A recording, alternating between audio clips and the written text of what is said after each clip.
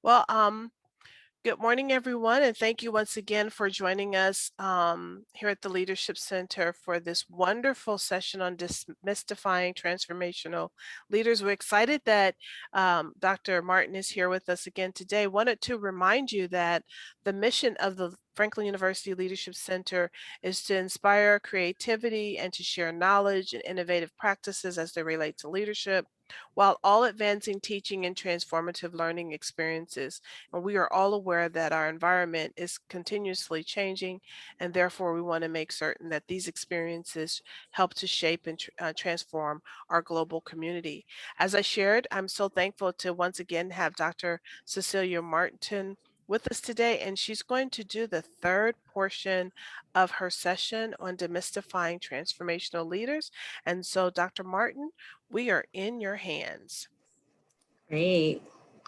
Good morning, everyone. Thank you for joining today. Let's see, let's get my PowerPoint up. Good. Again, like Dr. Bowen said, thank you for having me. We are here doing our third and final session on demystifying dark transformational leaders. We looked at traditional leaders, mainly males that's been studied over time. And then we did a whole section in session 2 on dark female leaders. Today, we're going to look at effective toxic leadership versus pleiotropic leadership. And we're going to dive in and see what that means. If you are joining us, let's see. Here we go. Great.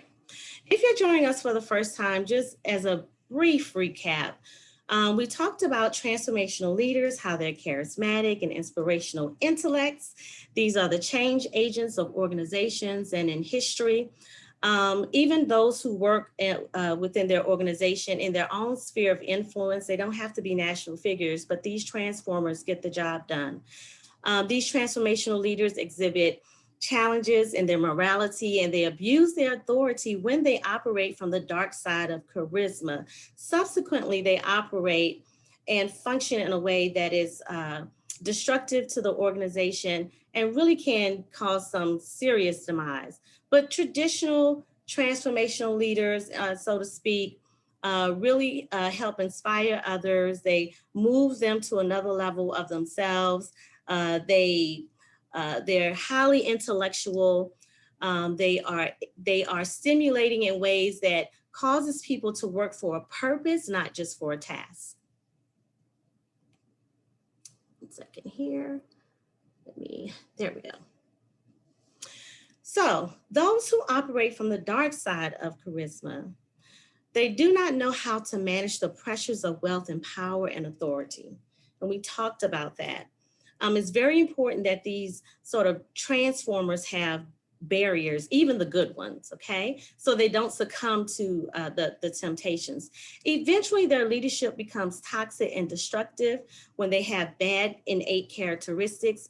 Rather than ignoring and dismissing these traits, we've talked about sort of really making sure that we mitigate those behaviors, because it's highly plausible that organizations can learn from them. Traditionally, we like to dismiss them and say that they're just bad leaders, they're no good, we don't need to deal with them. But we talked about how we can take some of those negative behaviors and bring attention to the cause and vision. These people they're great at chess playing, so to speak, and they really thrive in the political arena, even though they have, sort of these tendencies of control, narcissism. These myopic leaders are predisposed usually to operate from the dark side because of their own personal behavior and characteristics. This can be accomplished, though, in terms of mitigating behaviors by really directing their energy, again, towards short-term projects, things that are politically expedient, and assigning others who are ethical to sort of share in their responsibilities and their accountability at work.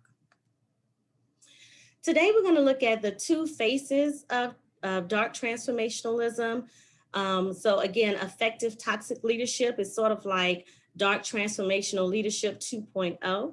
So we're going to look at effective toxic leadership and the difference between that and pleiotropic leadership. This diagram sort of describes the path of the effective toxic leader versus the path of the pleiotropic leader. Both leaders are equally competent, skilled, and effective. However, toxic leaders exhibit traits that influences and germinates negatively like a virus, like a cancer, really. Whereas a pleiotropic leader, their influence is sort of converted to either positive or negative outcomes. They can go either way. But the behaviors of a toxic leader are inconsistent in many instances. And they are completely stifled in their leadership at some point. And we saw examples of that from multiple leaders that operate from the dark side of charisma. Their negative behavior produces similar destructive outcomes time and time again, leaving a limited legacy of their own effectiveness. However, behaviors of a pleiotropic leader are consistent, but again, the results are extreme with positive and negative outcomes, usually at the opposite end of the spectrum. We're going to look at two key figures around that. But a key factor to distinguishing an effective toxic leader from a pleiotropic leader, if you look here on the chart, is that toxic leaders are personally malicious, whereas pleiotropic leaders are generally viewed as interpersonally benevolent and kind.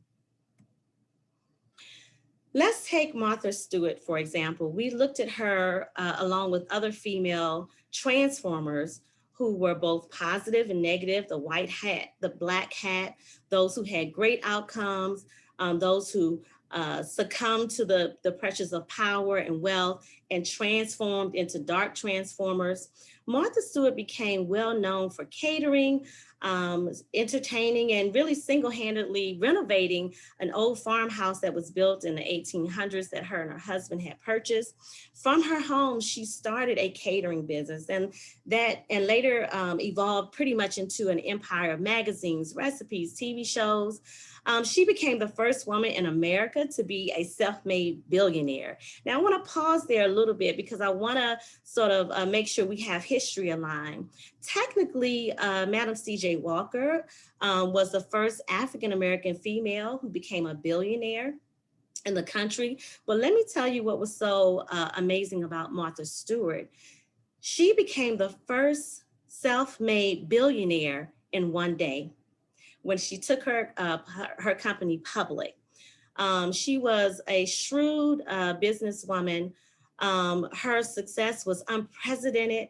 Taking on the role of sort of this domestic diva, she began to become an American icon while transforming how the world viewed domesticity, right? Not only did she reinvent sort of the art of homemaking, but she became a lifestyle mogul and taught women the value of both handmade and homemade. Now, Stewart has, attained much success in the business world, but she really maintained sort of a rocky personal life. Throughout the beginning of her career and even in her personal life, she's always had shadows of suspicion. At every stage of her career, there were accusations of plagiarism, stolen recipes, underhanded business deals where she cut out her original partners without them knowing it. There were always constant lawsuits, and equally daunting was the indictment that was brought against her for committing a federal crime. Now, after receiving a tip from a friend, Martha Stewart decided to dump some stock. And of course, the most fascinating thing at that time was that she was arrested for illegal insider trading. She not only was accused of illegal insider trading, but she also was criminally charged for obstruction of justice, conspiracy, providing false statements, and security fraud. So that was quite a laundry list. Sensing that the public had her support, Stewart remained adamant about her innocence. I think all of us remember some of those press conferences and interviews. It was all the buzz where she was there and she was talking about how she was absolutely innocent. But much to the shock of everyone, she was indeed found guilty of obstruction of justice, and she was sentenced to 5 months in prison, and I believe it was 6 months of probation, a year to 6 months to probation afterwards.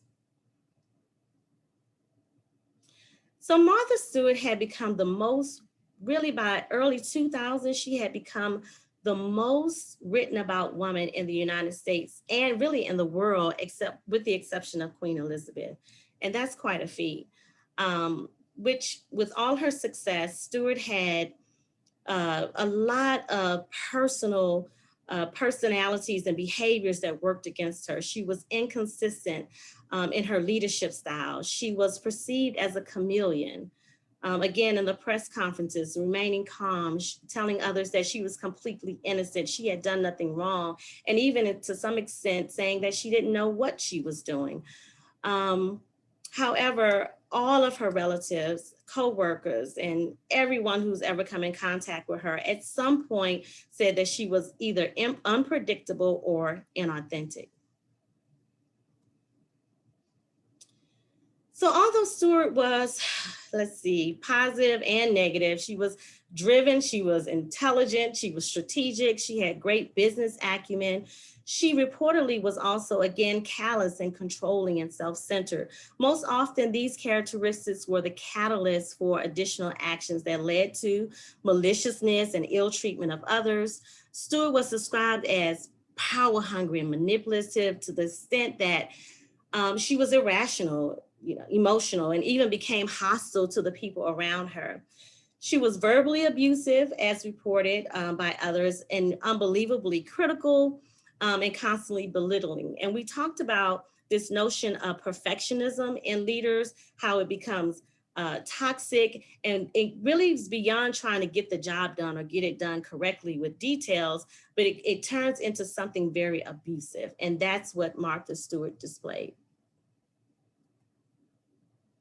Now, long before she was accused of insider trading, as I said before, she was also accused of stealing recipes, emotional outbursts, attacks, committing plagiarism. She mastered the art of impression management, leading the public to believe that she was sort of this docile, humble housewife turned billionaire. But those who worked with her described her as a tyrant. And likened her to someone actually with a dual personality, one who could kind of turn it on and turn it off. We talked a little bit about psychopathy in the last session, and there have been some who self-diagnose her as such, but I wouldn't label it that way initially, but I can see why people would sort of believe that she had mental health issues that really sort of needed to be addressed and spilled over into her workplace. But here's the key: effective toxic leadership speaks to the deficiency or the dysfunction that can't be fixed. It's a character flaw. It's a personal behavioral issue, but it can be mitigated in organizations. We can manage it or we can monitor it. Effective toxic leaders can be a cancer because they have very poor interpersonal skills. They cause emotional harm to others. They treat others in their sphere of influence like disposable tools to be used and tossed when you're done with them. They motivate through fear. We talked about Machiavellianism, where it's better to be feared than love. Rulers who rule with an iron fist. We see that in modern day through dictatorship. The patterns of a toxic leader or toxicity, it really exceeds beyond someone who's simply deemed as unlikable. And that's important to note. But their behavior is increasingly negative to the extent of sort of eliciting negative emotions and causing personal harm and causing others to fail at their job, even soliciting them for criminal activity, as we saw with Martha Stewart. She had her staff shredding and destroying evidence. The power that they have just emboldens their dysfunctionality. So, right, it's already there, whether they were a custodian or a CEO. The power emboldens their dysfunctionality and unethical approach, leaving a trace of serious and enduring emotional harm. Martha Stewart, very egocentric, controlling. Stewart, though, rationalized her unethical conduct often, again, through managing her staff, intimidating them. She was an excellent communicator, which again is a characteristic of a transformational leader. She was mesmerizing. She was a trendsetter. With her seemingly humble nature, but she privately was inflated, arrogant, narcissistic, lacking flexibility, and she boasted of her own ruthlessness. And we even saw that documented when she was indicted for insider trading. Testimonies of people who said that she boasted about what she did. With her grandiose views about her seemingly unmatched self, she's very condescending and very much so belittling to others, and causing them oftentimes to fail at their work or fail at their job. It causes a culture of um, where people feel very intimidated, where they feel like even if they were to say something, they would lose their livelihood and their job. So if you know anyone like that, they're likely a toxic leader if they're cultivating a culture of fear and intimidation. Now, although Stewart was intelligent and creative, she was also controlling. They described her as a controlling fanatic, no regard for the ideas or feelings of others. Remember, Transformers start off wanting to be innovative, but we know that she was accused of stealing those innovative ideas and taking them for herself. Transformers like innovators around them. They like other people who are smarter than them around them. When they start to operate from the dark side of charisma, then they start to be unethical and take credit for work that they didn't do. You know anybody like that? Constantly on a regular. She was unapologetic for her own shortcomings, often employing using verbal abuse to subjugate and demean those around her. She was also accused of being dismissive and ballistic and often degrading remarks. Stewart caused emotional harm again to those who around her and violated their trust. So this woman, who was the domestic diva, who was well accomplished, was also known as being demoralizing, who was a blame shifter and who lacked integrity. So Stewart left a trail of broken friendships. We talked about how dark transformers leave a trail of destruction behind them. She left a trail of broken friendships and partnerships. Again, she was publicly indicted for conspiracy and making false statements, obstruction of justice, driven by self-aggrandizement and narcissism. She had a blatant disregard for authority. Even as a multimillionaire, she tried to manipulate the system even when she didn't need to. She really didn't need the money, but she just thought she could get away with it. And as a former stockbroker, many people didn't know at the time that she indeed knew exactly what she was doing. She was a successful model, a stockbroker, long before she became Stewart, the mogul, the icon. Stewart knew the severity of her actions, but she chose to commit the crime and attempted to shift the blame onto her staff. Her risky and reckless behavior provided detrimental effects to her subordinates. Many of them too were indicted and accused of crimes. So at her key decision points, rather than being truthful, she continued to be aggressive and shrewd, and really just took everyone down with her. We saw that with Enron and other types of CEOs who are toxic. Stewart's tactics and personal misalignments of values contaminated her organization, causing a decrease in revenue. She lost a lot of money once she was indicted. It prompted her ultimate resignation. And just in recent years, she actually sold her company and her name for far less more than she would have received. Remember, this is the self-made billionaire in one day. That's just how much she affected the masses. Her decisions to yield or her decisions really to unyield or be unyielding was disastrous, and subverted the profile of her legacy that she worked so hard to build. Now she's kind of known as, Martha Stewart, and hanging with the thug of Snoop Dogg, whose music I'm sure we've all loved and bopped to it from time to time. But she tried so hard when she came out of prison to re-image herself, and that's what she does.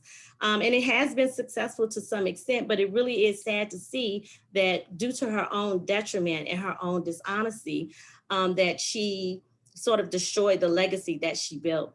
This businesswoman was constantly marred by her own misalignment of values.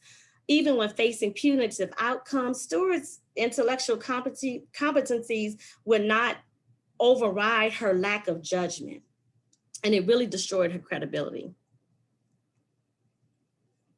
Now, let's look at Margaret Thatcher. Margaret Thatcher, of course, we all know as the Iron Lady, okay? She was the youngest daughter of two siblings. Martha Stewart, I think, was one of six. I think she was a middle child. Thatcher was a homemaker. Her mother was a homemaker. Her father was owned a grocery store. He was a businessman. She was affectionately known when she was younger as the grocer's daughter. But by age 13, Margaret Thatcher really knew that she wanted to get in politics. She was attending meetings locally with her father, both political and business meetings, but she went on to go to college and receive a degree in chemistry. And Martha Stewart actually received a degree at Barnard College in art. So while Thatcher was a chemist, Martha Stewart was a domestic diva in art school in the making. Margaret Thatcher continued to be heavily involved in politics, and while married, she actually studied law, and tax law was her specialty. And while she was married, she gave birth to twins, and they said reportedly she was so efficient even then that she had to only give birth once and get two kids. And I thought that was really cute. But anyway, she ran a private practice for 7 years in law as a barrister and specialized again in tax and patent law. Now, she ran several times. I'm sure like Martha Stewart did with starting her business. You win some, you lose some, but she finally was, Margaret Thatcher, was finally elected to Parliament and became the first Conservative MP for Finchley. And she was the youngest woman in the House of Commons. She was known even then for being direct and confrontational.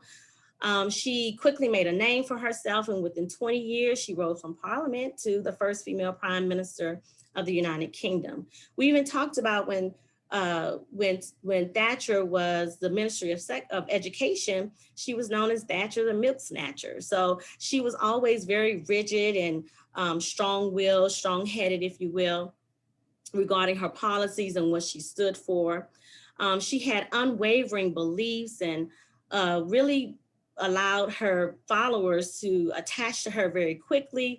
They've developed this ideology known as Thatcherism. Thatcher always took an unpopular stance and used her convictions to garner consensus and public support to carry out the radical policies that she stood for. So she's really was run through the gamut. She was tried and tested on her way to prime minister. She experienced riots and the assassination attempt.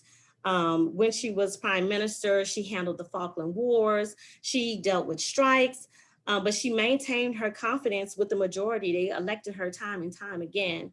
And she became the longest term prime minister in modern history for the UK.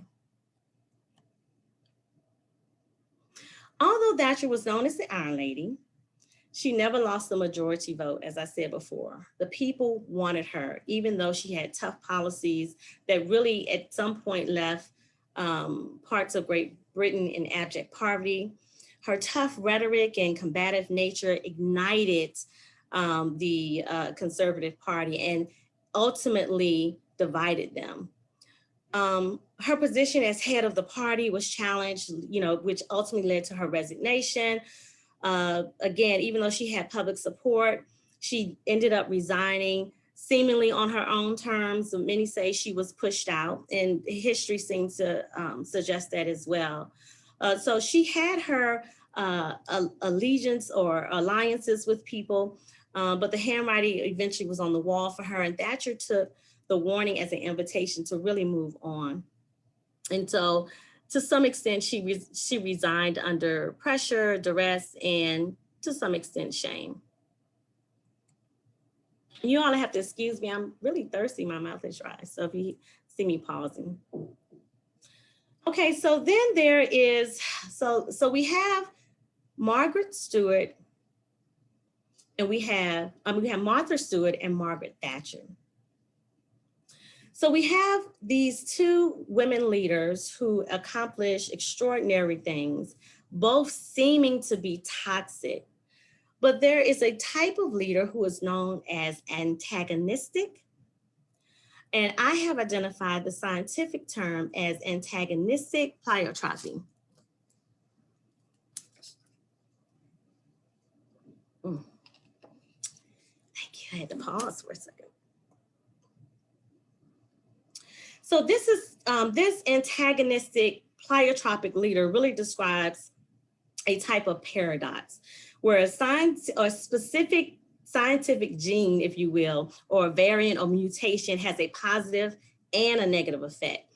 So when applied to the paradox of leadership, pleiotropy might be characterized as a trait which aids one's ascension or as a leader, or causes them success as a leader. And that same trait might in other ways represent threats to one's success or survival as a leader. And that's really what happened with Margaret Thatcher. She was always rigid, always callous, always headstrong. And that was no different as prime minister. So she had several years under her belt in politics, but those same characteristics that propelled her to success were the same characteristics that caused her downfall. She was not a toxic leader. Margaret Thatcher's personality and leadership style, again, was both positive and negative. However, several elements of her personality remained dominant throughout her professional and private life. People wanted to classify her as toxic or bad long before she became prime minister. But Thatcher was almost always perceived as combative, abrasive, rigid, and that's what propelled her to success. She was principled and uncompromising as a leader. She never tried to alter those characteristics at any point in her career. And in many instances, she boasted of her aggressive and combative nature. Thatcher's personality and leadership methods that appear to be toxic are in fact the same characteristics that propelled her to public success.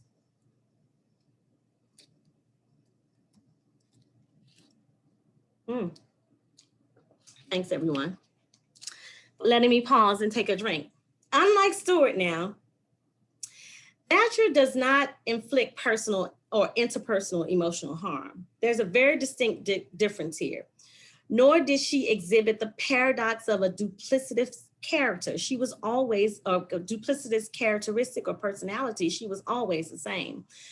The very same attributes, again, that caused her to excel, caused her ultimate demise from power.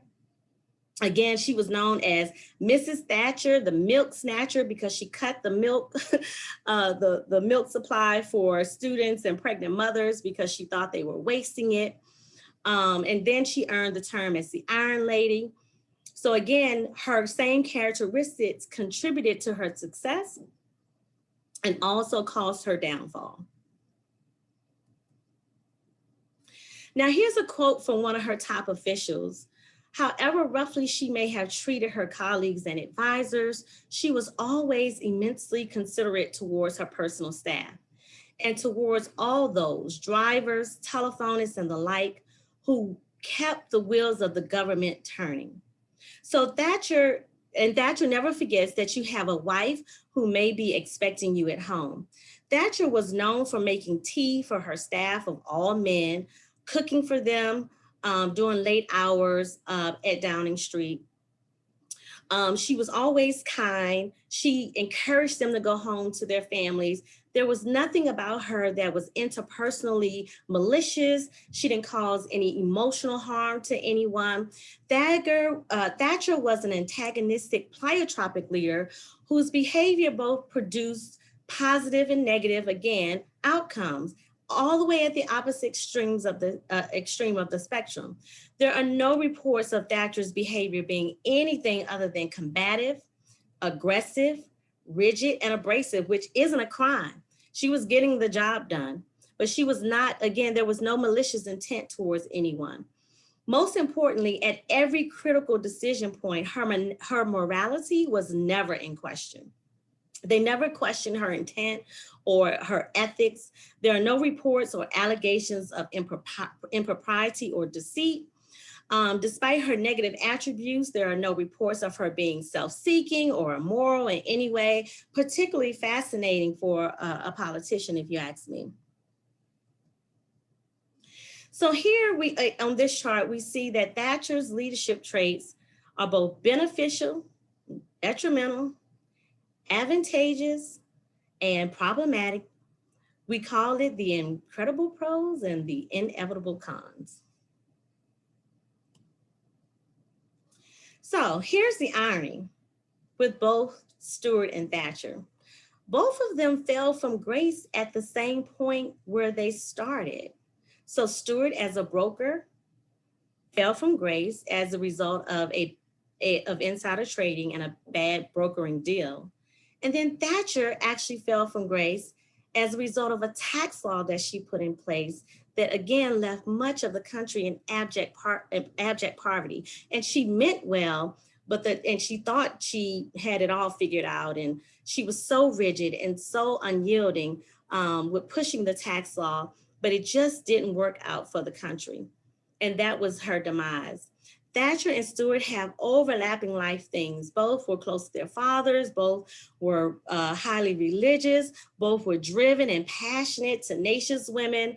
Both gave birth once, resilient risk takers, never took no for an answer, defied all the odds, outperformed their male counterparts, and really accomplished historical feats. And we talked about this before, how some dark leaders, we would assume, for example, in the case of Adolf Hitler, that he had some deep traumatic experiences with his family that caused him to operate from the dark side of charisma. But there was none. And here, these two ladies, their lives mirror the same. They're both self-made, starting from scratch. And one is deeply flawed due to their own innate characteristics, and one is not. Never any cases of impropriety, unethical behavior, or malicious intent. So there is consensus in the field of leadership studies that toxic leaders can also be extremely effective. We've learned that already in sessions 1 and 2. I'm checking my time. The competency of an effective toxic leader and his or her ability to obtain goals is without question.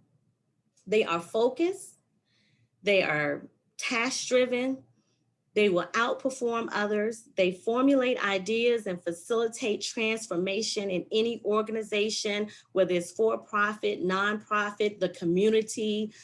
Anywhere they go, they have the Midas touch, and people are drawn to them. And although the toxic leader is lacking in integrity, they have the same undeniable qualities as a healthy transformational leader. Is undeniable. However, their innate characteristic defects will bleed into the infrastructure, as we talked about before. They can become cancerous if their behavior isn't monitored, managed, and mitigated. And ultimately, their exceptional abilities become collateral damage. They will cause the downfall of the nonprofit, the for-profit, the community, whatever they touch, a church, it doesn't matter, faith-based institution. They typically lead to destruction with their organizations. But however horrid their characteristics are, we should never dismiss them. We should never be absent from them, because we learn from them.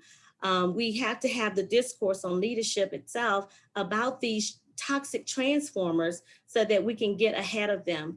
I mentioned in session 1, I believe, meeting a Holocaust survivor who said how important it is to have this topic and talk about this issue so that you'll know the red flags when you see them. So we can learn from them, we can expand our expertise, we can be proactive and effectively implement accountability. Now, at this time, I think we have 10 minutes left. Am I correct, Dr. Bowen? Or is my timing off?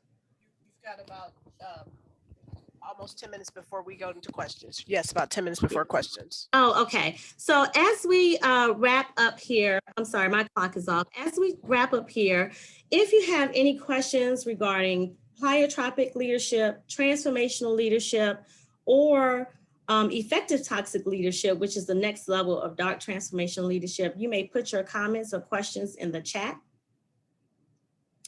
And we will take questions as we have done with each session. But again, let's go back here to this chart where you see sort of the progression of, let's see here, the characteristic traits that germinate. And we talked about those before: narcissism, greed, Machiavellianism, power, many different sort of dark characteristic traits that you probably see on a regular basis at times in your organization. You have to figure out, though, what is their leadership style? Because with these types of individuals, most importantly, if they're not a transformational leader, they're not going to have a long-term effect. And it's not that transformational leadership is the hierarchy of it all, but it is sort of the highest performing, if you will, type of leader, like we've seen with athletes. You see, some are great athletes, not all of them make it to the Olympics. These transformers are really at the high end of the leadership style, because they can ebb and flow out of different arenas. So if you have any questions, please let me know if we have anything in the chat. Let's see here. I don't see anything in the chat so far. Okay. The pleiotropic leader is one that we don't hear a lot about. So your introduction of that type of leadership style is very important for everyone attending. Thank you for sharing. Did anyone have any questions about what a pleiotropic leader is? Yeah, it is an emerging theory. We do have some of the established scholars in leadership studies and leadership scholarship that's writing about this. And it was really surprising to me, or intriguing to me, that it's actually a medical term. That it can be this gene that has a negative and positive effect in your body. And now they've started applying that term to leaders who are transformational and can have both positive and negative outcomes, like we've seen those who wear the black hat and those who wear the white hat. Great. We do have a question. Do you think Martha Stewart could also be classified as a transactional leader? That's very good. That's a great question. Absolutely. Now, remember, I don't have that chart in here. That's a great question. I don't have the chart in this session, but in the last two sessions, we looked at transactional leadership. At one point was sort of this highest order of what scholars thought was a great leader. Remember, we're kind of built off the Industrial Revolution and all of that great stuff. So those who could get the project done, keep everyone on task. So you think of sort of a, what do you call it? A assembly line type person, but what we would call today a project manager, right? These Yes. Six Sigma, folks. Are you talking about me, Cecilia? Oh, well, I didn't call any names. Just picking with you. No, I'm just kidding. So yes, indeed. So the thing about the transformational leader, they encompass all of the leadership styles. They know when to be transactional. They know when to be sort of a servant leader. They know when to be a situational leader, because they are so skilled at ebbing and flowing in and out of situations. Remember, they're the folks that make every person feel like they're the only person in the room. They're the person who also makes the masses feel like They have a purpose and something. So we've seen some dark transformers in Mm-hmm. history who make people who the least of them make them feel like they have a purpose. And we talked about Jim Jones. That's why he could, cause others to commit suicide just at the word of him saying it's time for all of us to go. They weren't even in the same location. David Koresh, we see Kenneth Lay, we saw Stalin, if you will. So Marion Barry, Winnie Mandela, right, who was, I would think, would probably started off as transactional fighting Mm-hmm. tide, and definitely a transformational leader, and then transition into a dark transformational leader. So, and what would be interesting, because someone mentioned this last time, I think that many of them can convert from the dark side, because that was a question. Mm-hmm. But it takes them to work on it personally, because remember, these are character flaws. Okay, it's not just if they're going to rob and steal, they're going to do it whether they're at their job or whether they are in their personal life. These people are always going to try to cut corners, or they're going to be corrupt, whether they're in the workplace or whether they're in their personal life. But it would take sort of a personal will to want to change. But in the context of business and organizations, you can mitigate, manage, and monitor. And you have to, because if not, they will take you down if they're operating with dark. Mm-hmm. Hmm. Great. Great, great, great. Um, Dr. Sanders, you put a note of are effective. Was there something right before that? Oh, are effective toxic leaders prone to be pathological liars? Yes, yes. And we see that pattern throughout really all of the leaders that we've mentioned in sessions 1 and 2. Mm-hmm. They tend to be great pathological liars, skilled because they operate in manipulation. They are skilled at manipulating. They're going to know you. See, as a transformer that's operating from the positive or negative side, they're going to know you very well. They're going to know the organization. They're going to know wherever they're operating very well. And they're going to know how to hone in on your desires and your needs to make sure that hopefully you're getting something out of the deal. Now, those who are operating from a healthy, ethical place, they also want to see you obtain your goals. They want to see you move ahead. They want you to invest in yourselves. But those on the dark side, they're doing the same thing, but only for personal gain. So they will lie, they will manipulate, they will use their charisma to draw you in. Mm-hmm. If you look at all of these dark leaders, and even the positive ones, they had a strong cult of following. Thatcherism, we saw the domestic diva. Again, it's all about Mm-hmm. handmade and homemade for women who were, held in high esteem. They made working women kind of feel bad, at one point in history. We look at Gandhi, people like Gandhi and MLK and JFK, they all still had great cult-like followings. They were just following a great purpose. The same is true when they operate on the dark side.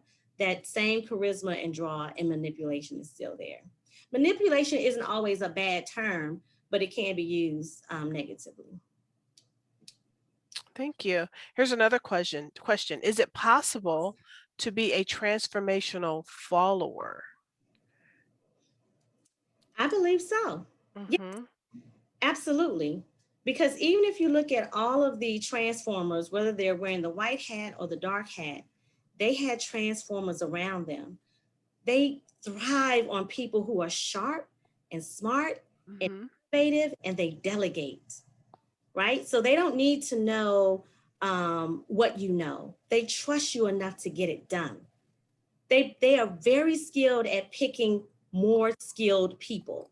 So yes, in fact, I would argue that they can't reach heights without those people because they can't thrive on charisma alone. Remember, they are highly intelligent individuals, and so they keep highly intelligent individuals around them. The Great. example of that really is just, on a very basic level, is the president and his cabinet. And you opened a door there. I know. A big old wide one too. A big wide one, because when you were talking, I was also thinking about the LMX theory and Hmm. how Leader member uh exchange. Hmm. yes, and how if you're a toxic leader, you can manipulate that to be something totally Oh yeah. unhealthy. Yeah. Very good. Yeah. Okay, Absolutely. here's another question. Is there any relationship between being an innovative disruptor and Mm. either of these leadership styles? All right, Dr. Sanders, you're stepping into some really fun areas. Yeah. Yeah. Yeah. I love the disruptors. Mm-hmm. There is a relationship, except for I think when you say an innovative disrupts or disruptor, I often think about millennials, right? Mm-hmm. Um, the problem is though, you really have to have all four elements to be a transformer. You can't just be innovative. You have to be consistently smart. Uh, you have to be consistently charismatic. You have to be consistently inspiring, right? Dark or negative. You have to be all those things. I think some people, though, are in a certain time and place. Some innovative disruptors are really situational, right? But Mm-hmm. they have an example of Bill Gates and Steve Jobs, who were innovative disruptors, but they were also very, very much transformational. Remember, Steve Jobs was booted out of his own company because of his toxicity, right? Later, after whatever he did to improve his character, his ethics, or how he was operating or interfacing with his staff, then he was able to come back. So yeah, and I think that's a great example too of mitigating behavior. Mm-hmm. They knew they needed him, but at the same token, you have to be careful with these folks because they can take you there, and we see that where they will.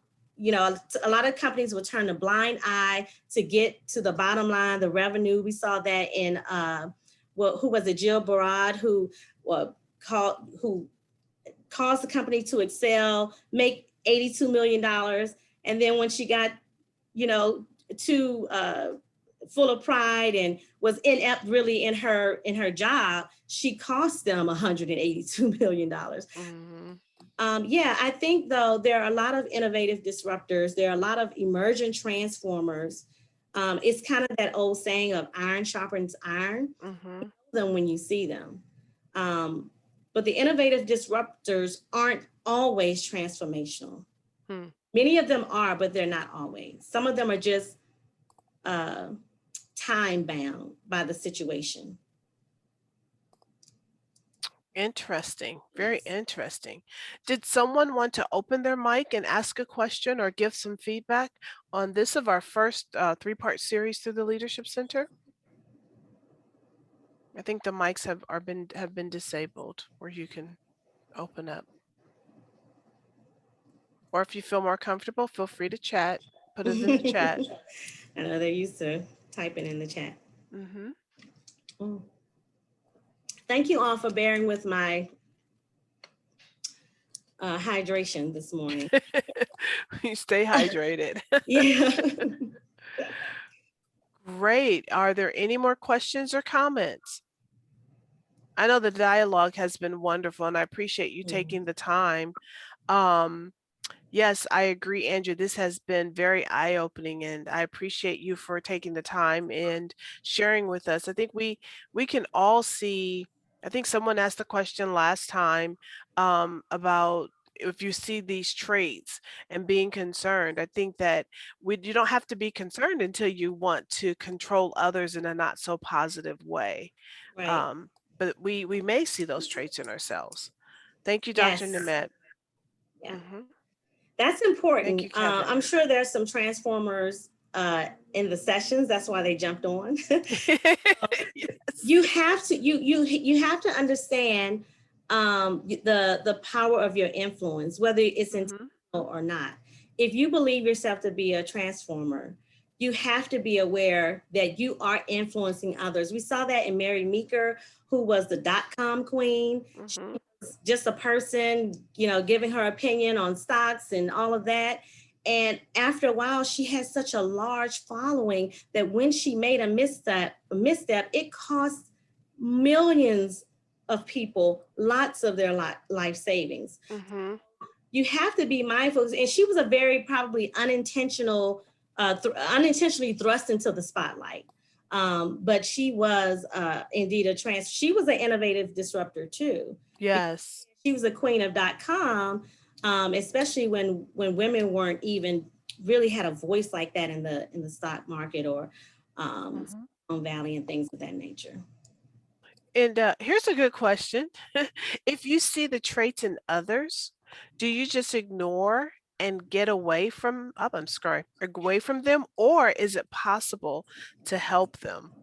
Probably not. Well, you never know. Yeah, I mean, okay, so I'll talk about it briefly in a professional and then in a personal way. In a personal way, we talked about last time, you have to know your own moral compass. You have to know your own strengths and weaknesses Mm-hmm. because they could bring you down with them. You have to know sort of your tendencies to lean towards dark characteristics. Two narcissistic people together is just a fuel for disaster. Okay, Mm-hmm. and unhappiness and strife around everybody. Um, I think they can be helped if they want to be helped. That's the key. If they want to be helped. And if you aren't suffering from the same types of tendencies, it's very important to be reflective as leaders. You got to know Mm-hmm. where you're in trouble and where your temptations are.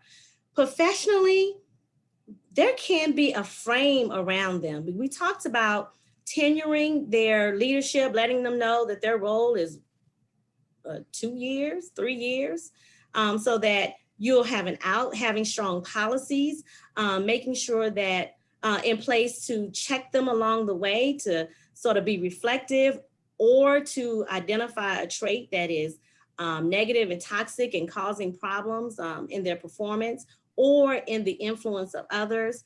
You can also move them around. Again, they're like project managers on steroids. They just have Mm-hmm. a lot of personality and a lot of influence. So you can actually, once they have had their impact in one department, you can move them to another one, right? Mm-hmm. You Mm-hmm. have to check them along the way though, because they really can't be helped unless they want to be helped. And having strong policies in place or even guidelines and rules in your personal life to say, this is the line I won't cross, because they will involve you in Mm-hmm. they will involve you in their criminal activity. They will involve you in their manipulation. They will include you in something when you're not even around, pulling on your integrity as well. They have to want to be helped, whether it's in personal or professional life. And usually that means a level of accountability, whether it's a counselor or strong accountability partners, almost like an AA group. You know, Wow. the leader, the CEO, I can't call her name right now, but the CEO of Huffington Post, she talks about her accountability. So does Oprah, for that matter. She talks about how she cries every day, which is interesting. Mm-hmm. You have to know your limitations, and you have to have strong accountability around you. Mm-hmm. Wouldn't I wouldn't I wouldn't try to do the work myself. It takes a team. It does. Yeah. It does take a team, and I really appreciate all of your insight. And um, this is really great. If you would like to continue, you can just Google Dr. Martin or make certain that you follow her on LinkedIn as well. Let's see here. Very eye-opening. Yes, we want to do right. We want to observe others, and we don't want to diagnose. But we will observe. And so I Yeah. know that many people at Franklin are transformational leaders in that they Yeah. get the work done. Yeah. And it's exciting to work with such great individuals here at Franklin. And also to all of those that are in attendance today, thank you so much. I'm going to ask um, Jenny, if she could put this last slide up, I just wanted to remind everyone that we continue to have sessions coming forth. On June 16th, we'll have our sales speaker series. Meredith Elliott Powell will be here on July 22nd. Lauren Bailey will be here with field versus inside selling. And then on August the 18th, we have Henry Bruckstein. If you would like to continue to learn more about the Leadership Center, please go to franklin.edu/leadership center and like us on our Facebook page, our Instagram page, as well as on our LinkedIn. So thank you all once again. Thank you, Dr. Martin. This has been a Thank great you. three Thanks, guys, so three much. weeks. Go I've ahead. had such a great time. I really am honored for Franklin having me. Thank you so much, Dr. Bowen. I appreciate Definitely. it, and I've enjoyed everyone. Yes, thank you so much, everyone. It's 12:27. Have a great rest of the day. Enjoy your, this is the Monday after a holiday, even though it's Tuesday. Yeah, that's true. Yeah, that's very true. Okay, I'm going to stop recording and then we're going to